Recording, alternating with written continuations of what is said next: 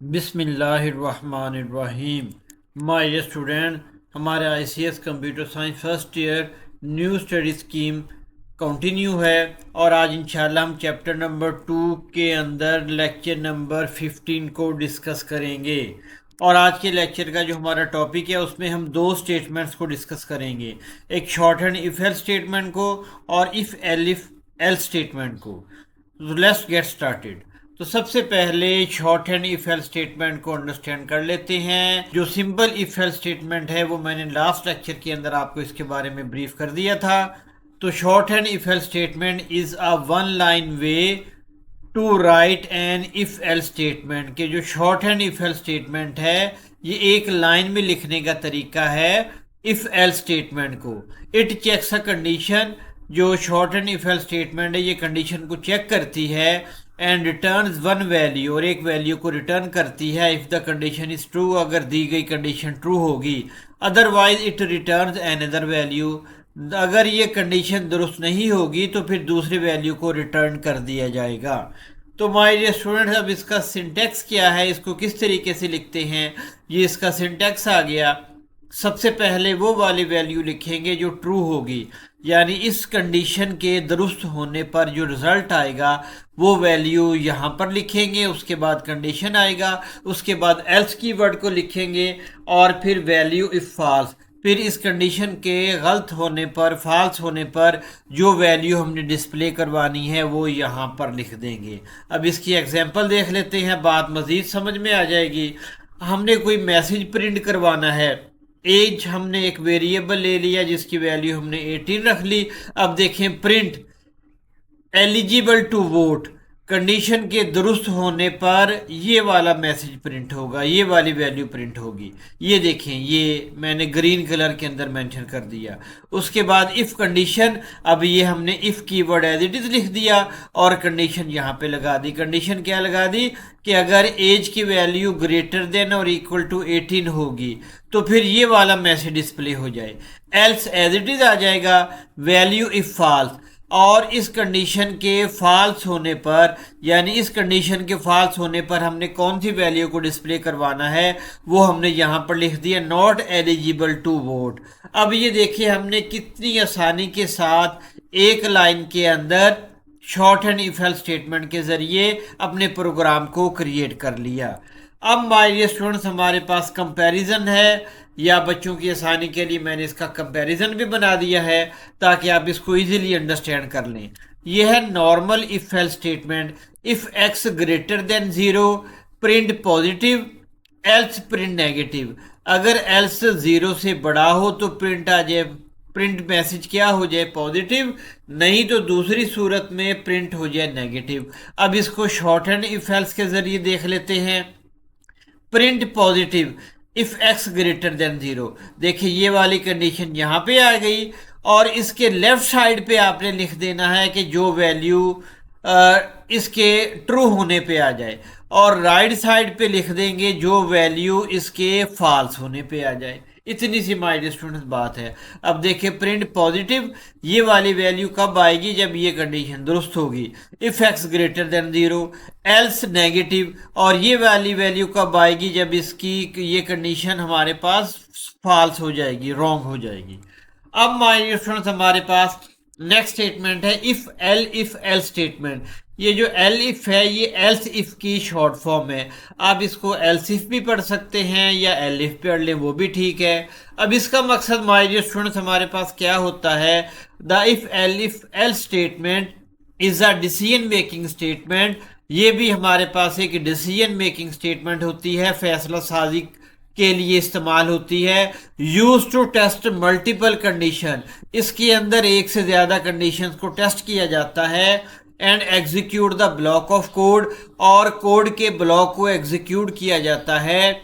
That matches the first true condition, जब पहली दुरुस्त कंडीशन मैच कर जाए। If no condition is true, अगर कोई भी कंडीशन दुरुस्त नहीं होगी, the else block is executed, तो एल्स ब्लॉक के अंदर हमने जो कुछ लिखा होगा वो एग्जीक्यूट कर जाएगा। अभी इसका सिंटैक्स देखते हैं, एग्जाम्पल देखते हैं। इंशाल्लाह आप इजीली अंडरस्टैंड कर जाएंगे। अब ये देखिए सिंटैक्स आ गया। इफ कंडीशन 1 हम मेंशन करेंगे, अगर वो ट्रू हो जाएगी तो ये ब्लॉक ऑफ कोड, यहाँ पर एक स्टेटमेंट भी हो सकती हैं और एक से ज़्यादा स्टेटमेंट्स भी हो सकती हैं। अगर एक से ज़्यादा स्टेटमेंट्स होगी तो उसे कह देंगे ब्लॉक ऑफ कोड। अच्छा, अगर ये वाली कंडीशन दुरुस्त नहीं होती तो फिर पाइथन जो है वो इसको चेक करेगी, एल इफ कंडीशन को। अगर ये वाली कंडीशन दुरुस्त होगी तो ये वाली स्टेटमेंट एग्जीक्यूट हो जाएगी। अगर ये वाली कंडीशन भी दुरुस्त नहीं होगी तो फिर तीसरी एल इफ कंडीशन पे आ जाएंगे। और अगर इनमें से कोई कंडीशन भी दुरुस्त नहीं होगी तो ये वाला एल्स वाला पार्ट एग्जीक्यूट हो जाएगा। अब इसकी एग्जांपल देख लेते हैं माय डियर स्टूडेंट्स। ये हमारे पास एग्जांपल आ गई। मार्क्स एक वेरिएबल है जिसकी वैल्यू हमने ले ली 75। इफ मार्क्स ग्रेटर देन और इक्वल टू 80, अगर मार्क्स की वैल्यू जो है 80 या 80 के बराबर है या 80 से ग्रेटर है तो प्रिंट ग्रेड ए। तो क्या प्रिंट हो जाए? Grade A. लेकिन यहाँ पर ये वाली वैल्यू तो नहीं है, 75 तो इस कंडीशन के मुताबिक मैच नहीं करता। तो अब हम यहाँ पे आ जाएंगे। L if marks greater than और इक्वल टू 60, तो मार्क्स की वैल्यू 75 है तो ये वाली कंडीशन 100% एग्जीक्यूट कर जाएगी, क्योंकि ये वाली कंडीशन इसके मुताबिक मीट कर रही है। Elif marks greater than और equal to 40 print grade C, else print fail. तो अब हम मार्क्स को देखते हैं 75 के मुताबिक कौन सी कंडीशन दुरुस्त है। ये वाली कंडीशन दुरुस्त है तो हमारे पास इस प्रोग्राम की आउटपुट क्या आ जाएगी? Grade B. My dear students, bill for यहाँ पर 75 की बजाय हम यहाँ पर ले लें 50 ले लें। अब देखें तो ये क्या 50 ग्रेटर देन और इक्वल टू 80 है? नहीं। क्या 50 ग्रेटर देन और इक्वल टू 60 है? नहीं। क्या 50 ग्रेटर देन और इक्वल टू है 40? हाँ जी, ग्रेटर देन है 40। तो फिर यहाँ पर ग्रेड सी आ जाएगा। ठीक हो गया माय स्टूडेंट। अब अगर यहाँ पर हम 30 ले लें तो 30 ना इस कंडीशन को मीट कर रही है, ना इस कंडीशन को, ना इस कंडीशन को। तो हमारे पास क्या जवाब आ जाएगा? फेल। उम्मीद है आप इफ एल स्टेटमेंट को अंडरस्टैंड कर गए होंगे। अब माय डियर स्टूडेंट, यहां पर मैंने इसका डायग्राम भी बना दिया है जिसकी मदद से आप इसको इजीली अंडरस्टैंड कर लेंगे। ये वही सिंटैक्स भी लिख दिया मैंने, यहां पर मैंने एग्जाम्पल भी बना दी और यहाँ पर मैंने इसकी आउटपुट बना के उसको एक्सप्लेन भी कर दिया। ये इसका फ्लो चार्ट भी यहाँ पर मैंने मेंशन कर दिया। ये फ्लो चार्ट आपने याद नहीं करना, ये सिर्फ आपको समझाने के लिए है। उसके बाद माय डियर स्टूडेंट्स, आपकी बुक के अंदर एक्टिविटी भी दी गई हुई है, वो प्रोग्राम मैंने यहाँ पर बना दिया है। Check if a number is positive, negative और जीरो। हमने पाइथन के अंदर एक प्रोग्राम बनाना है जो ये बता दे कि जो एंटर नंबर है वो पॉजिटिव है, नेगेटिव है या जीरो है। तो हमने यहाँ पर कमेंट्स ले लिए, program to check if a number is positive, negative और जीरो। अब हमने एक नंबर की इनपुट ले ली, ये आप इंटीजर भी ले सकते हैं, फ्लोट भी ले सकते हैं, ये आप पे डिपेंड करता है। अब देखिए, if number greater than zero, अगर नंबर जीरो से बड़ा होगा, print the number is positive, तो क्या मैसेज आ जाएगा? नंबर पॉजिटिव है। L if number less than zero, ये दूसरी कंडीशन हम चेक कर रहे हैं। अगर नंबर जो है वो जीरो से कम होगा उसकी वैल्यू, तो क्या आ जाएगा? Number is negative. अब ज़ाहिर बात है, नंबर ना जीरो से बड़ा है ना जीरो से छोटा है, तो तीसरी पॉसिबल कंडीशन हमारे पास माय डियर स्टूडेंट्स यही हो सकती है कि वो नंबर जीरो के इक्वल होगा। तो ये दोनों कंडीशंस बीट नहीं करेंगी तो एल्स वाला पार्ट एग्जीक्यूट हो जाएगा। हमारे पास क्या जवाब आ जाएगा? The number is zero. अब इसकी आउटपुट देख लें, पहली दफा इस प्रोग्राम को रन करेंगे, आपने दे दिया 25, तो हमारे पास क्या जवाब आ जाएगा? द नंबर इज पॉजिटिव, क्योंकि ये वाली कंडीशन मीट कर रही है।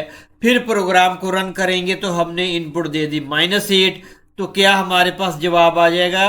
द नंबर इज नेगेटिव, क्योंकि ये वाली कंडीशन मीट करेगी। और अगर हम जीरो देंगे इनपुट तो हमारे पास क्या जवाब आ जाएगा? The number is zero. इस तरीके से हमारे पास ये वाली तीनों कंडीशन जो हैं वो वैल्यू के मुताबिक मीट कर सकती हैं और उसके मुताबिक हमारा आंसर आ जाएगा। ये इसका फ्लो चार्ट भी यहाँ पर बना दिया गया है, इसकी एक्सप्लेनेशन भी कर दी गई है। If the number is greater than zero, अगर नंबर ज़ीरो से बड़ा होगा तो वो पॉजिटिव होगा। If the number is less than zero, अगर नंबर ज़ीरो से कम होगा, लेस होगा, तो वो हमारे पास नेगेटिव होगा। और अगर नंबर ज़ीरो के बराबर होगा तो फिर हमारे पास जो आउटपुट आएगी वो ज़ीरो के बराबर आएगी। तो माय डियर स्टूडेंट्स, आज का लेक्चर हमारा कंप्लीट हो गया।